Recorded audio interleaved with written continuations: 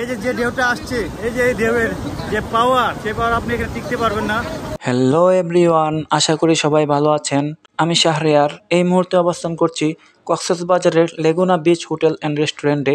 এখন সময় সকাল 7টা, আর আমরা এখন বের হচ্ছি বিশ্বের দীর্ঘতম সমুদ্র সৈকত কক্সবাজারের সুগন্ধা বিচে গোসলের উদ্দেশ্যে।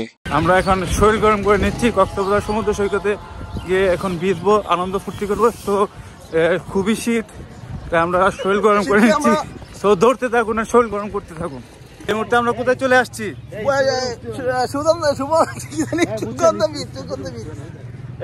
এই মুহূর্তে আমরা কোথায় আছি?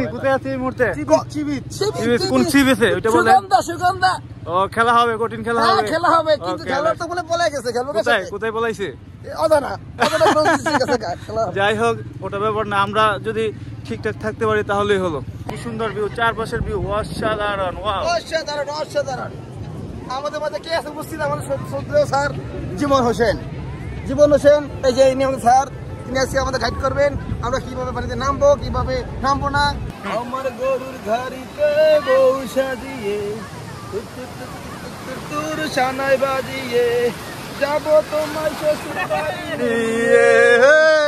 এই যে কক্সবাজারের সাগরের যে ঢেউগুলা দেখতে পাচ্ছেন, এই ঢেউগুলা কিন্তু প্রত্যেকটা ঢেউ আমাদেরকে ধাক্কা মারতেছে। এখন আমার আইফোন নিয়ে আমি খুবই চিন্তিত যে এটা কি ডুবে যায় কিনা, নাকি আজকে মানে প্রত্যেকটা ঢেউ এত ধাক্কা দিচ্ছে যে বলার বাহিরে। আমাদের পায়ের নিচ থেকে বালি সরে যাচ্ছে, পায়ের নিচ থেকে আমাদের বালি সরে যাচ্ছে। এখন আইফোনটা কি সহি সালামতে বাসায় নিয়ে যেতে পারবো কিনা, এই নিয়ে আমি সন্দিহান। যাই হোক, দেখা যাক কি হয়। কক্সবাজার সমুদ্র সৈকতে গোসলের আনন্দ সত্যিই অসাধারণ ছিল। বিশ্বের দীর্ঘতম এই সমুদ্র সৈকতে গোসল করার অভিজ্ঞতা আপনাকে প্রকৃতির সাথে একাত্ম করবে। ছোট বড় ঢেউয়ের স্পর্শ যেন আমাদের এক নতুন অনুভূতি জাগাচ্ছিল। নীল আকাশ আর সমুদ্রের সীমাহীন নীলাভ সৌন্দর্য দেখতে দেখতে আমাদের গোসলের আনন্দ আরও দ্বিগুণ হয়ে যায়। সমুদ্রের পানির ঠান্ডা স্পর্শ শরীর ও মন উভয়কেই সতেজ করে তুলছিল। সাগরের পানিতে লাফালাফি প্লাস দৌড়াদৌড়িটার খুবই ক্লান্ত, ধাক্কাগুলা খুবই অনেক কঠিন করে লাগছিল। আবার একটি ঢেউ আসছে, আমাদের এখন ধাক্কা দিবে। আমি এই মুহূর্তে খুব বিরহ হয়ে আছি, কারণ আমার চশমাটা ঢেউয়ের সাথে হারিয়ে গেছে।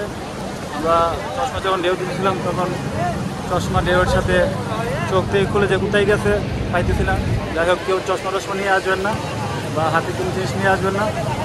আপাতত এখন চলে যাচ্ছে, দেখা হবে আবারও।